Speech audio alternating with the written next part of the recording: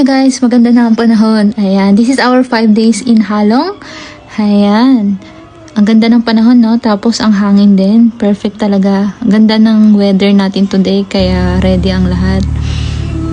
Nakikisama ang panahon yan. Sasakay muna tayo ng cruise ship at pagkatapos, mamumundok tayo mamaya. Samahan nyo kami guys dito sa aming paglalakbay. Let's go!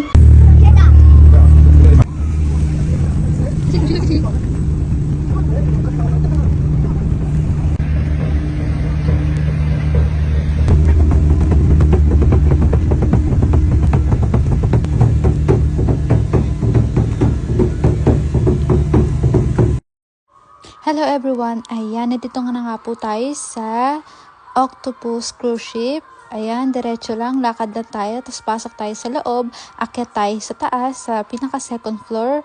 Tapos, yan sa right side guys, restroom po yan. Tapos, ang ating reservation table, ayan dito po sa second table. Diyan po tayo sa right side. Ayan. Ayan, dahil tapos na nga tayo mag-breakfast, ayan, naka-prepare sila.